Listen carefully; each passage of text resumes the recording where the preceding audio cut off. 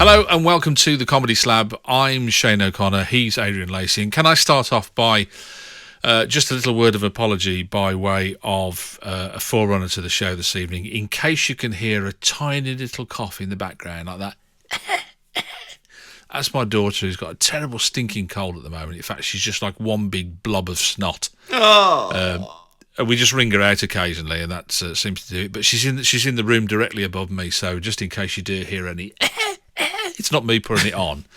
It's actually her upstairs. So I thought it might be Twiglet, your cat. Do you know, I've cleared a space above the boiler a few days ago. And I haven't seen her in the house since. Sorry, you're not talking about your wife, are you? No. It went very 1960s. My wife. Clear the space above the boiler. My wife's so fat. Or as I know her, Angelina.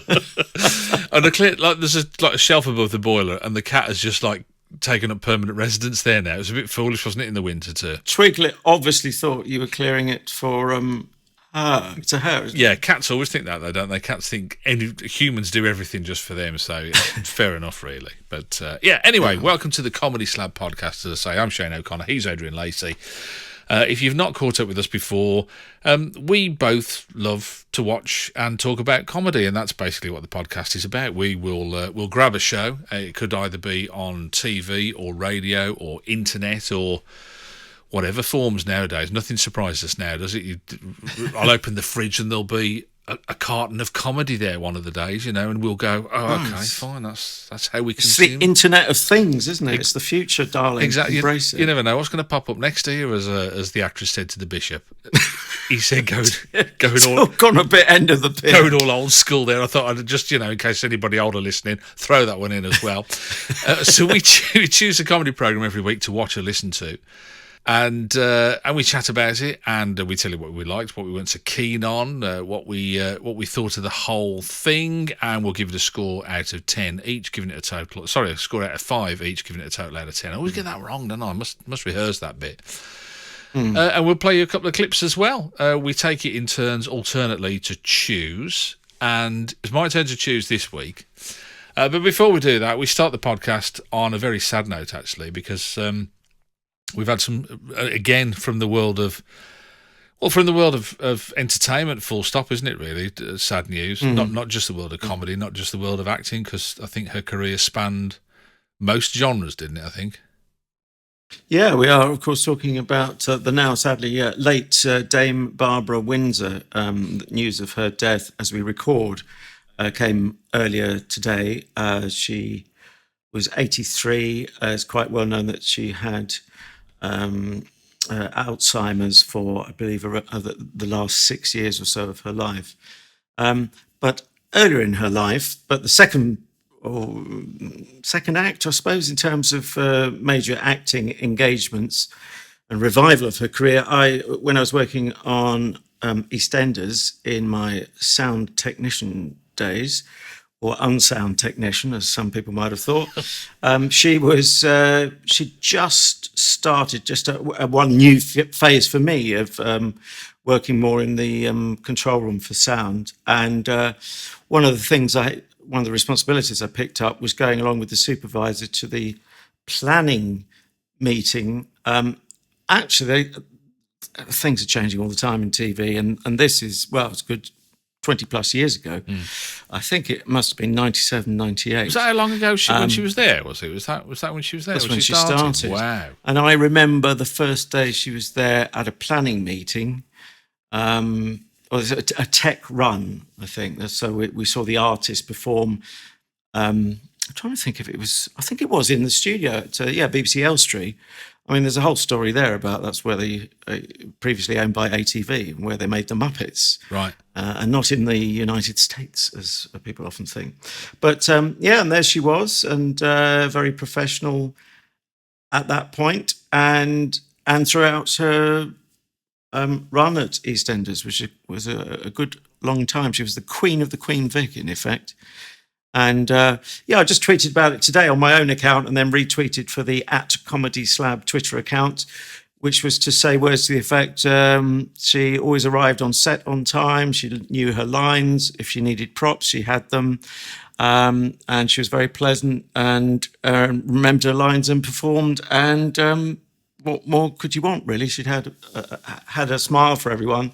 And I was hearing today how she would sort of try and pass on that work ethic to younger actors as well. So a great force for good, and hence a great loss. One of those classic national treasures, of course, wasn't she? Yeah, I mean, it's interesting. I've sort of seen through social media today how different people have had a different take on it. One of the being originally a Brummie.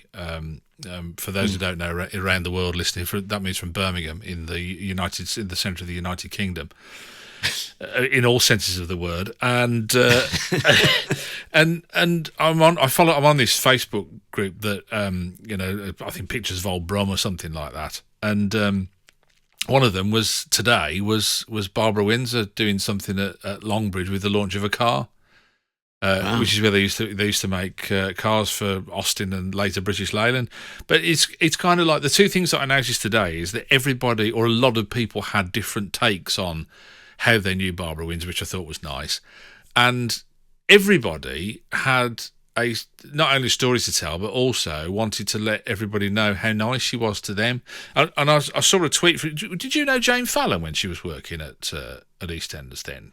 Ricky Gervais's missus, or not? Oh gosh, what, in production? She wasn't she a script assistant or writer? No, didn't really work closely with writers. Occasionally aware of someone like a big name in EastEnders writing terms was it Tony Holland? Right.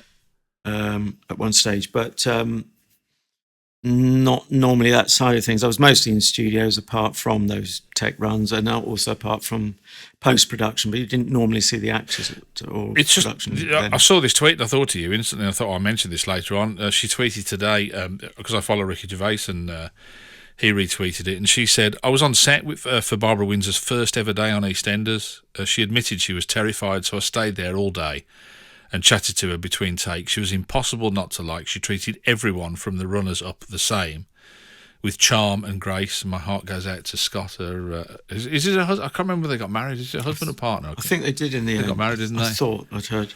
But yeah. I just thought, again, there were people in the business, people outside the business, people who met. Sadly, I never met her, which was a sadness for me now. I look at how everybody kind of reacted to meeting her. But I remember you saying that before, a long time ago. And I said, "Well, what was she like? What's she like?"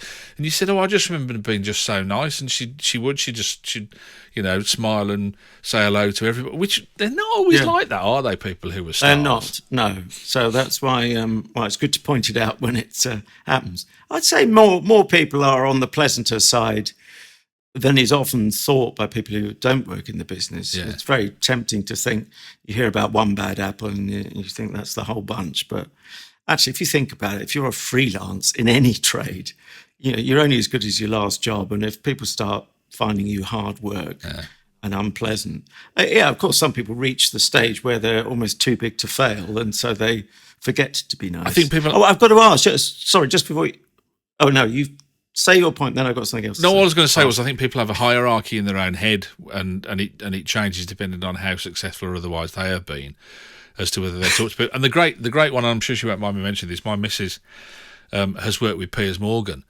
and as always said, whenever people say, "Oh, God, I'm Piers Morgan," because I know people can't. It's all part of his act, isn't it?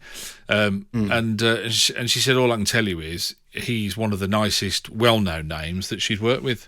So, you figure that out. I don't know. It's drawing assumptions from the onstage persona, but he loves being talked about, which is what we're doing. It's an act, everybody. It's no way. It's all a big pantomime.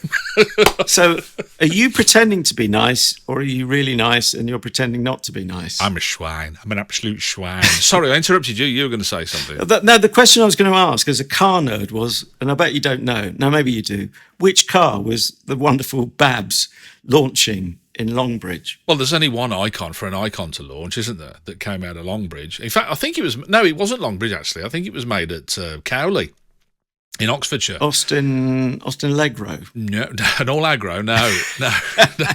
That was DLT's Who was it used to say that it was TR7 Owners Club. Why not push your car to one of our meetings? There's only one, petite, agile, racy. Mini. Of course. Oh, yeah. right. Now, I chose this week, and I chose, it sounds very selfish, doesn't it, childish? And then I chose Giles Wemmbley Hogg Goes Off. Marcus Brigstock. Can I ask, was there a reason particularly why you chose it, or you just flipped a coin, or? I was thinking about old school radio. I think, I really should have a look. I'm very TV centric, and I was very conscious of the fact that I'd done a lot of TV choosing. So I thought, I want to, and I do love radio, and I love radio comedy. And I thought, what is that? And it was one of the first ones that sprang to mind, because I used to listen to it quite a lot, of the time and after that it came out. So that's how it ended up. I ended up choosing that one, and Marcus Brigstock. When were we talking about Marcus Brigstock previously on one of the slabs? Well, we did I nearly said the Waltons Save the World. The Wilsons Save the World. That's right. Where he plays the daddy in this right-on eco family. Yeah, and I was a bit disappointed with that, and I thought, we should really revisit. So that was a kind of amalgam of things, really, but that's how I ended up with it. So if you're not familiar with the slab, we play a little bit of a game with the one who hasn't chosen as to them keeping their powder dry as to whether they liked it or not. So, and we normally have a clip which just after that will reveal all. So, is there any other business before we get our clips out for the lads? I don't think so. No, I've just got to give a headline after the first of two audio clips. All right, let me whiz straight into the clip then, and get you up to speed, as I very often do, because I think it's quite a little bit easier for people if they've never caught up with the comedy that we're talking about before. I choose a clip very early on. This is right at the start of the show. The clip that I've chosen, and we catch up with the said Giles as he heads out. I mean, all I need to say about Giles is that he's posh, and he's he's from Budleigh Salterton, which I think is in Devon, isn't it? If I'm right in saying. We catch up with Giles as he heads out to New Zealand to his ex-girlfriend Bella's wedding. Day one, and I can't feel my legs. I'm on a plane on my way to Wellington, not the top public school in Somerset, but the capital of New Zealand. I'm 11 hours in, with 19 hours and 57 minutes left to go. I saved a fortune by agreeing to take a seat at the back that doesn't recline. Next to the loo, and near where they bring the trolleys through. Ow! Sorry, sir. Still, that has at least given me some feeling back in my legs. He's been doing that all the way here. Ow! Right. Gonna bung on the old earphones. Channel 3 Entertainment, presented by Sally Gunnell. Ah, great. It's Dead Ringers. Love that. They always say who they're doing, which helps. Good afternoon, ladies and gentlemen. The seatbelt sign has come on as I'm afraid we're experiencing some turbulence. Nothing too severe, unless you're seated in the back of the plane where it could get pretty uncomfortable. Excuse me, sir. Sir, could you pass? He thinks he's Doctor Who. Oh, hilarious. Ow! I just like the idea of Sally Gunnell going into light entertainment presentation on planes. I think less weird things have happened than that, to be honest with you, on plane entertainment, but there you go. Yeah, well, I remember that. I'm confusing it actually with Virgin Trains. Ken Bruce presents, or did. It's been a while since I've been on, any trains. Or never mind Virgin ones. Well, I wasn't going to go there, but since you wouldn't let it lie. Now, I'm a bit conflicted, so I'm not sure my headline... Well, the headline doesn't really reflect the conflict. I'll tell you what, I'm going to cheat and put a question mark in it. Do you want it? Are you ready for it? I'm ready. Do you like it, sir? It's called, as we know, Giles Wemmbley Hogg Goes Off. And I'm asking the question, Giles has gone off? Oh. Sort of with a shrug and a question mark, as I say. Do you mean as he's gone off as in he's gone mouldy, gone off? Well, it's quite a dangerous title, isn't it? Really, you don't want to give the enemy too much ammo from the top. But as ever, when I see you enjoy it, it's infectious, and it's one of the few infectious things going around at the moment that's actually quite pleasant, and it makes me think. Oh, actually, that's quite funny. A lovely use of sound effects, the toilet and the baby and it all built up, and you know where it's going, and it's got a certain form to it, but it works. But I don't know. I want to get into some of the downsides. Well, we have to do that at some stage. Maybe not now is not the moment. Maybe let's stay positive for now. Positive, fun enough, being the production company. Positive Television with 2 Z's, like you do. Yes, it is a television-produced radio show, in effect, or television production company. But there's another man who's done so much. We were talking about the Virtue family, weren't we? Beryl and is Beryl the daughter of the mom? I can never remember. But you know the fact that the mom had been Hancock and Associated Scripts. She'd worked for them as the agent. But again, Jeff Posner, who was the founder of Positive Productions, again, he's done so much for comedy in the UK over the years. It's I was going to say it's incredible, but it's more laughable, isn't it? Really, I suppose in terms of absolutely laughable comedy. Yeah. Is that where the pos comes from, as in Posner? Yeah. Jeff Posner. Positive. Yeah. I thought I tell you what it reminded me. It's only when you were talking then that it sprung into my mind. Do you remember the character Tim Nice but Dim that Harry Enfield used to do? I remember him very well. Yes. To me, this is kind of a more realistic version. It's a more not realistic but more real version of that. That was very sketched, wasn't it? You know, talk like that, and it was all very and all the rest of it. But this is kind of a more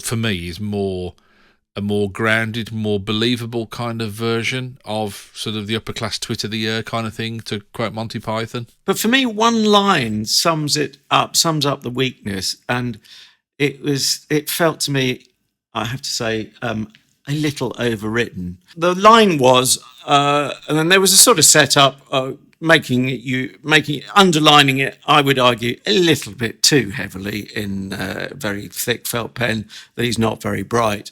And then he says, well, I went to public school, so I can probably get my head round it. Or words to that effect. Yeah. I'll probably be all right and be able to sort it out. I just thought, gosh, do we need that line after all we've heard and the builds? I mean, have you ever worked out by then that he's public school and Marcus is having a pop at it through him, arguably, then you're probably not really going to get on with the show at all. And interesting enough, because he had quite a degree of private early education, didn't he, Marcus Brigstock, the man himself, as it were. Although I think he ended up going to Bristol University, didn't he? I think so. And I don't want to make that sound like that was an anticlimax to his education, but do you know what I mean? It wasn't sort of. That's where the high flying ended. But I'm still making it sound like an anticlimax, aren't I? I'm sorry. Yeah, you're making it worse, actually. I am. I'm going to shut up about it. I'm sorry. I don't know. There were just things I loved. That's what I loved was you think, what will he misunderstand or misinterpret next when he's going on about the plane, and he said, you know, I'm going to New Zealand where they made Lord of the Dance. Oh, that's another overwritten thing. Yeah, okay, that's a good gag. But then he comes back to it later and says, no, I realise it was Lord of the Rings. Like, we hadn't worked that out. Again, if you haven't worked it out, you don't get the gag. You probably won't carry on listening. I was just surprised it needed that extra helping hand. But he actually said, oh, no, I realised it was stupid me. It was Lord of the Rings by J.R.R. Hartley. Yeah, but by then I thought, which was, do you remember that it was the fly fishing, the Yellow Pages advert? There was a Yellow Pages advert. I do. Fly fishing by J.R. Hartley, and so his whole, like he said, I actually thought I saw a hobbit, but it was just a child with hairy feet, and he was going. I did laugh at that. It was a child with hairy feet. There's this kind of. You're right. I mean, I suppose if it kind of gets on your wick, then it is really going to get on your wick, isn't it? Because it's like a noise that you hear that you can't unhear, kind of thing. Then but I just loved all that because it was like layer on layer on layer of misunderstanding, confusion, but with an unshakable belief that he's A, doing no harm in the world, and B, that he's right. And there's just, I mean, the thing is, to me, with the character, there was something likable about the character. But did you like the character? Did you kind of come away? Well, I returned to the two-dimensional thing. You can't really like something that's like a bit of a cardboard cutout, right? What about? I mean, the whole, as you said, the production. I mean, it's. I found it kind of a pleasure to listen to. There's loads of loveliness to it, the soundscape of it, and the way it was produced. It's a beautiful piece of work, isn't it? Oh, particularly when they go whatever it is, whitewater rafting, or I mean, some of the sound effects. It did feel like you were actually there. Yeah, which again, you didn't like any of the throwaway lines when he said the whitewater rafting. He said, I've got no worries about this because I've been on the log flume at Alton Towers. Well, do you believe a public school boy would go to Alton Towers? I do. Because he's. I don't believe that you believe. He's like a man-child, isn't he? Though, don't you think? He's lived in this. Maybe I'm just reading too much into this, but he's lived in this cocooned world. So he's kind of this. He's really like kind of the guy that never grew up, in a sense. I think, I just wanted to like it more, and it's the classic thing for me. The loads of good elements to it, not quite adding up to a whole that maybe. I mean, it's when I think halfway through a show, why did he need to write this? And I know I'm sounding all whingy and negative, but I mean, I think it's a legitimate question. I'm always interested. What's the drive? To me, it sounded like, I don't know, was he trying to. Typically, writers are very often trying to work out their own demons, aren't they? We know, I didn't look it up this time, but when we were slabbing the other Radio 4 show, The Wilson Saved the World, with the wonderful Kerry Godleman in as well, I remember he did have a disrupted school experience, didn't he? And he was a bit of a lad, I think we can say. I don't want to say more without the facts in front of me for legal reasons, but did you read it that way, or are you thinking it's a case of Lacey over-interpreting? No, I think it's fair comment. I mean, I do wonder where, as I was listening to it, I do wonder where a lot of this stuff comes from. I do that quite a lot, actually. And I think you do wonder how much of it has an autobiographical slant to it. And I tell it, we were talking recently. I said the one thing that really winds me up is when they make up stupid names for a town. And I said, there's no need for it, because there's just no need for it. And I was so... You were having a go at Flamford, weren't you? Yeah, Flamford. I just thought, oh, dear Lord. It's like really childish, I think. It's like, when you hear really rubbish contrived lyrics in a song and you think, oh, the lyrics are awful. Yeah, but there were a lot of contravations. That isn't a word, is it? But there should be one. There were a lot of contrived things, like when they're driving through the outback or wherever they're... Well, that'll do. Contravenuses. Contraventions. When they're driving through the outback, there will be the occasional spoiler. It's not a huge... You don't have the outback in New Zealand. That's Australia, mate. You're going to get lynched. We're going to slip to 30 at this rate if you carry on. Oh, not that low, surely. I do apologise to our very loyal fan base in... where is it? The island of New and the island of Zealand. See, I like that gag. I bet you hated that as well. He said, I'm on the southern island, Zealand. It's of a piece. There's loads of lacks of credibility, and the contrivances, or whatever we've decided to call them. It's okay. You can buy the central character, you cut them a bit of slack. They have to be larger than life. So yes, he's not just a little bit dim. He's totally dim, and malapropisms, everything he gets wrong. But then when there's a sort of squashing possums, if I can use that expression, but it's also the people around him appear to be sucked into this. I don't know, it wasn't surreal enough to be surreal, and, it wasn't a mighty boosh, but it sort of wanted to be taken on a sort of semi-realistic level. And I found it, for me, it didn't quite convince at either end of the extreme, and it was sort of wobbling around in the middle and wasn't even very believable. Right. I was going to ask you about supporting cast because Catherine Tate pops up in there, doesn't she? As Yeah, I confess, first time round I didn't realise it was her. Nor I. Hats off to her. Yeah. But then she is a mistress of disguise and impersonation and characterizations. believable as well. Did you think? I mean, did she add anything to it or not? Well, certainly a believable accent, because I didn't rumble her. I mean, very frightfully, like her mother, who there is a running gag about the Giles character being called Kedgeree. We may not spoil that gag now, but well, you see, one of the things I liked is, and I'm glad you mentioned that, is because I like the way he painted these kind of word pictures and sent your imagination off to go and figure out what he just said, and then you had to kind of snap back to get back into the scene that they were in. And he mentioned that when he was talking about Kedgeree, and he said I had a falling out with a mother. He said, mind you, he said, tricky stuff, Kedgeree. He said, and that building was listed as well. And you kind of think, what? That creates a picture quite economically, doesn't it? And I found myself, I was sucked into that. I thought, because I've done Kedgeree, and I'm no great shakes in the kitchen, but I think I would struggle to set fire to my flat with Kedgeree of all the things. It's probably, I mean, that's the comedic mind. He's probably thinking the least likely dish. And also, it's a funny word, isn't it? Yeah.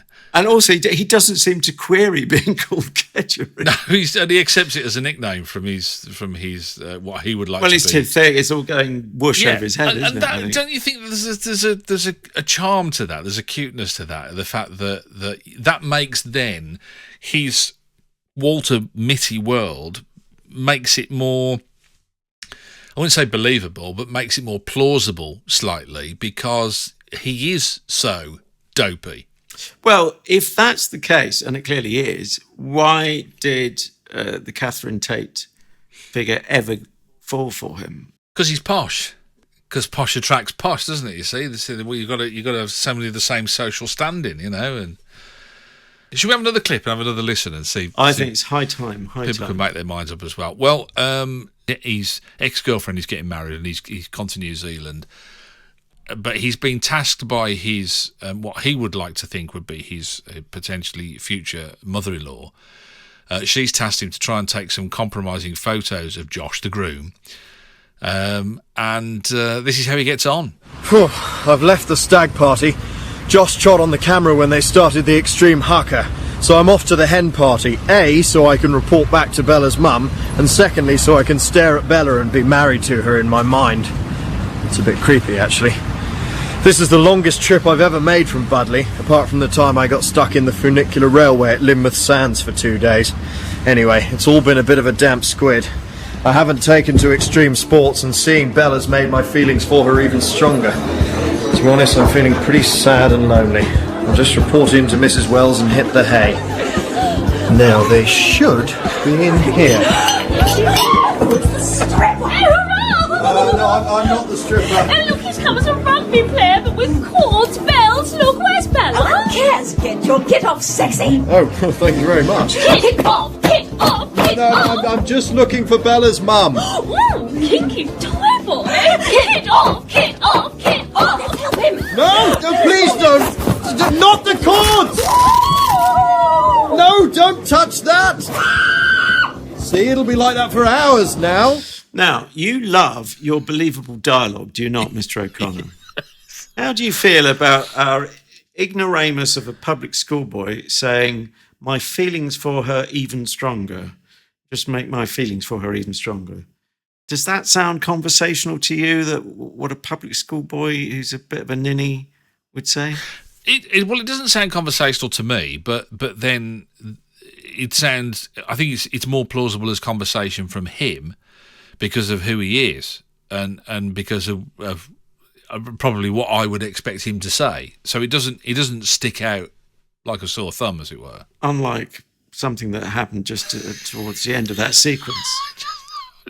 There was a nice line about, cover it up with a pint glass.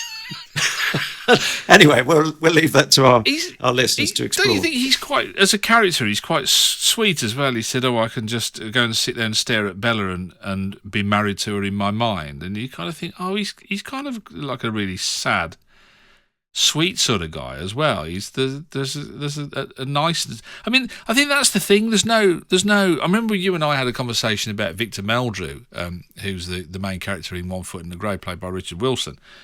And you were saying, I said that I didn't mind him as a character. You didn't like the character that he played. You didn't like the person that Victor Meldrew was.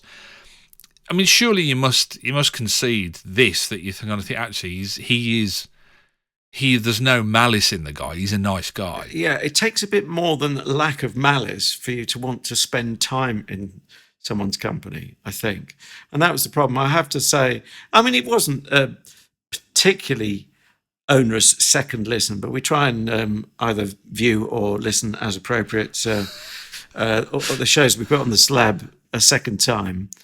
And what are you laughing about? No, I was just thinking, it's terrible, isn't it, when you don't like it? It's just all, you just think, God, I got another 25 minutes. You take a deep breath and you think, yeah.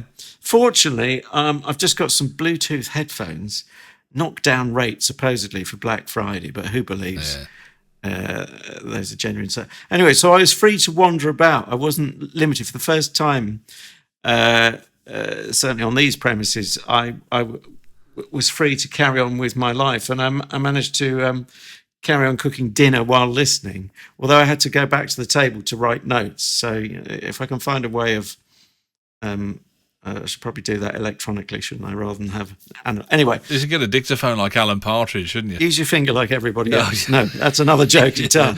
You didn't like it. I mean, you said there's some good gags in there. I mean, you was talking about the drinking games, like Thumb Master is the same as Plums on the Table, but slightly different. But and then he leaves it, as it were, hanging. What did he say? So we'll just play one round of Cock in the Beer and another round of Up Periscope. Yeah, okay. Which is that's a sort of inverse Alan Partridge programme ideas, isn't it? How you get a chicken in your drink, I've no idea, but there you go. You'll have to leave that on people's imagination. No, I do love, as a general rule, I love gags which point to something that make you do some work, and what you create in your mind is even funnier than if they'd written something down. Yeah. So, as in good writing, the last one was funnier, the funniest of all of the sort of pub games. Anyway, it's gone for now. But I must admit, I mean, I'm kind of swayed as well. I watched a couple of interviews on YouTube of the real man, of Marcus Brigstock, and he's just a hell of a nice guy. I mean, he's a lovely interview. He's one I definitely want to put on my list if I had an interview bucket list, because he's just a pleasure to talk to. I saw him, talk to a couple of people, and he's just great. He's got a real easy way about him. He's a very affable character in person, and I think that kind of, in a way, that kind of sways it, I suppose, doesn't it, as well, really. But I also watched as well, he's done a lockdown version of some of this Giles Wemmbley Hogg stuff, and I just had a quick listen to it, and he's going about how terrible it is that Cobalt 19 is about at the moment. And he said, since Brexit, he said, my dad refuses to accept that 2 meters is a thing, so he's having trouble social distancing because he won't accept meters because of Brexit. But yeah, I don't know. I just kind of think he can write topical stuff. He can write that, but it just wasn't. It just the package wasn't working for you, was it? I can feel it. So to speak. Yeah, and I definitely, as I always do, I mean, I wanted to like it, and this I felt I should like more, on paper. And I'm looking at a piece of paper where I've scribbled plenty of good things as well as my gripes, but as I say, it just didn't add up for me. It's a shame. All right, Anthony, time for the scores on the doors. Oh, before we do the scores on the doors, I've got to tell you might read on Wikipedia that he worked on an oil rig, and in his downtime he was a podium dancer. And have you been editing Wikipedia? No, I've got to tell you. I know what you like. Just to save anybody the time having to go to check it, I watched 2 interviews, and that is true. He confirmed it both times that he was an oil rig worker, and at the same time he was coming home on his rest weeks and working as a podium dancer. That has got to be one of the most unique combinations of careers I've ever heard. But just because he says it in an interview is true, you obviously fell for it. Well, you don't think it was then? You're calling Well, no, him a don't liar know. because I'm going to get the lawyers No, I on am the phone. not calling right him a now. liar. Get the liars on the phone. No. I'm merely querying, just as my headline was a query.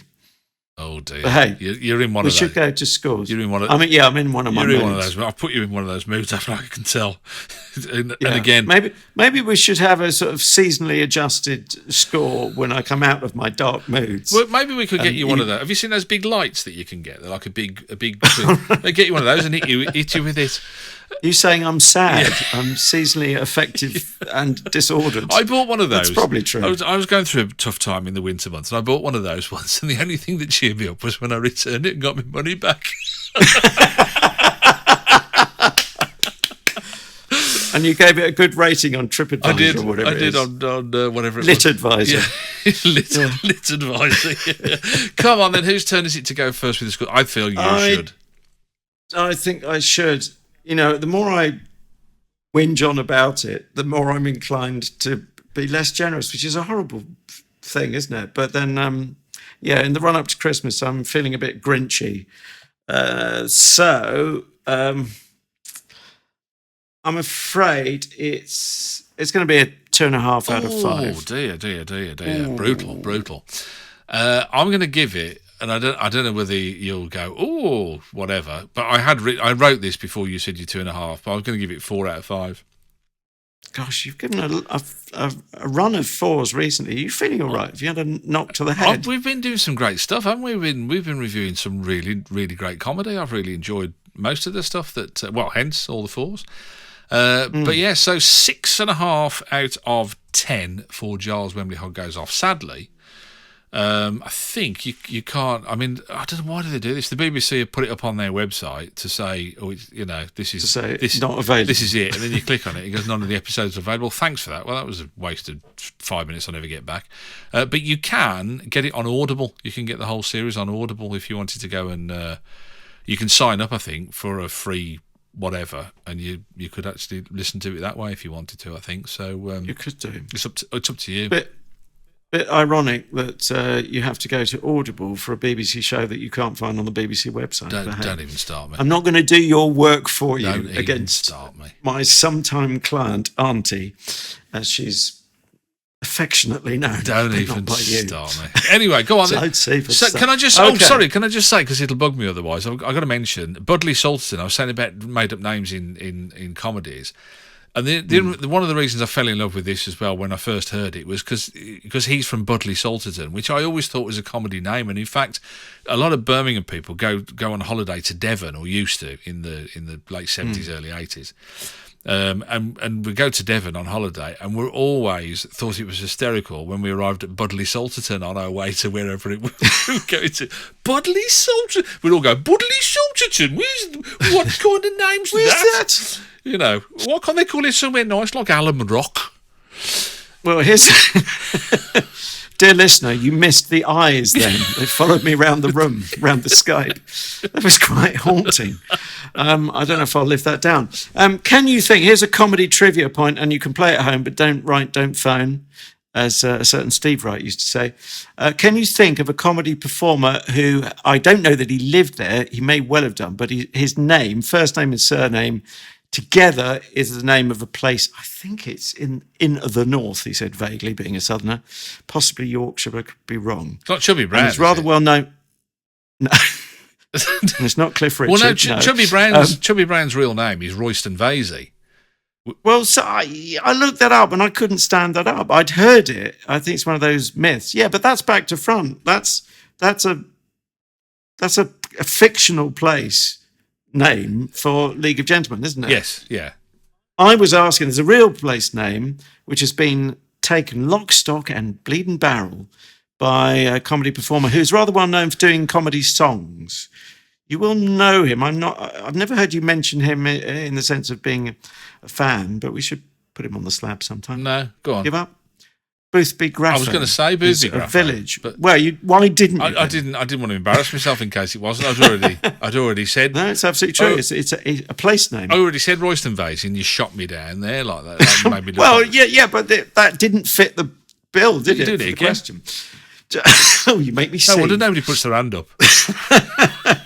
They live in fear of me in class. You're a tyrant. Anyway, 3B, your homework for next week. Should you choose to accept, you don't get a choice. It is the last show before Christmas. Oh, wow, yeah. Twas the week before Christmas. Well, the week running up to Christmas next week, Right. if I haven't got my sums wrong. Right. And there's one show that we have never slabbed that I thought recently, what kind of clue can I give you? We have referred to it recently. I think I described the central character, who is by no means the funniest. He's not quite, but almost the straight man in the days when you had a straight man and there's more than one funny man around him. He's the calm at the centre of the storm in this long-running series. Well, I say long-running, actually a few years in the 60s. Not as long as I thought when I did some research. What was the middle bit? Yes, you're absolutely right. It's round the horn, and because Christmas is approaching, the geese are getting fat, you're getting slow. Couldn't possibly comment on anything else. It's from 1967 there, mate, and it is a Christmas special called Cinderella. Oh, the old panto. The old panto in... It most certainly is. Oh, no, it isn't. Oh, yes, it is. So that'll be our Christmas show, won't it? It'll be the one that goes out that people can listen to with their toiki. Yes, the toiki. The toiki and all the trimmings. And there I was, turkey feet and chips. You can listen to last year's for that one. All right, brilliant. Round the hall. What did you say? What episode was it? Have we got an episode or? No, because it's not part of a series. I don't think. Well, it stands alone as a Christmas special from 1967. I believe 2 of 2 Christmas specials. The first one. Well, I'll explain next time. Okay. All right. Round up. Oh yeah. Okay. I won't tell you what I was going to tell you. I'll save it for next week. Save it for next week. But you wanted to mention other things like the platforms we are on? Yeah, well, yeah, we are. Look at these for platforms. And you very, very 70s. I mean, obviously they're unlaced at the moment, but if I lace them up, I could run around this room like a 16-year-old. Not the only thing around here that's unlaced. Rather unlaced. Yeah, we're on Spreaker, Stitcher, iHeartRadio. We're very, very, very, very popular on Spotify. Which is in New Zealand, tremendous. Yes, and we're quite big in Nigeria. We learned last week, allegedly. Well, only because you had that email off that prince saying that you'd won the lottery, and could they use the money in the bank? Trust you to belittle my correspondence.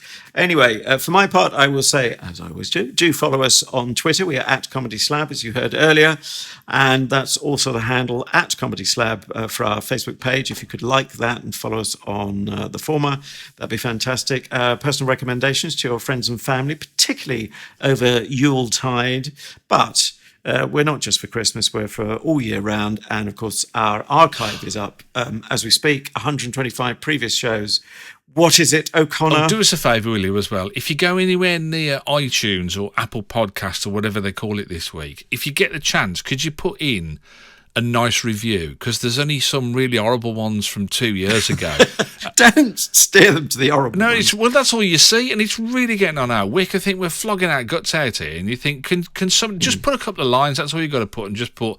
In fact, we've had some of our erstwhile fans have already done that, and I do appreciate it because I was having a look at them. Some very nice ones, and do you mean erstwhile fans? That means they're no longer fans. Does it? No. If I got the wrong word. Oh, I don't know. Hang on, I better check that. Well, we'll edit this out. Or is it anyway. Emeritus? Our emeritus fans. That's no longer, isn't it? That's left. Yeah, that's a professor who's no longer. He's lost his profship or her. Lost his marbles. he just sits there giggling. Anyway, don't dilute the matter. Can you just go along to iTunes or whatever it is? Where you're talking to me or to them? To them, to the people You're listening. Looking at me. Well, I look away. You're looking at me. You're looking at me. Ho and can you just give us a decent, just a couple of lines, just put a 5-star and great, will you please? Just because honestly, it'd be nice. We're not asking, we're begging, as the comedian Bobby Bragg, rest his soul, used to say. Exactly. I could hear the desperation. Well, I am going off to have a shower, actually, because I'm going off, but not to New Zealand. But we, as we said last week, we're looking forward to the world tour starting there. I did say Auckland, but equally it could be on the island of Niue or the island of Zealand. Yeah, we don't couldn't it, really? Either one, yeah. And for my part, I'm going to head off, and Adrian doesn't know this yet, but we're going to have a Skype game of Plums on the Table, because it's been a long time since we played that. So until next time, ta-ta. Ta-da! That's not a plum.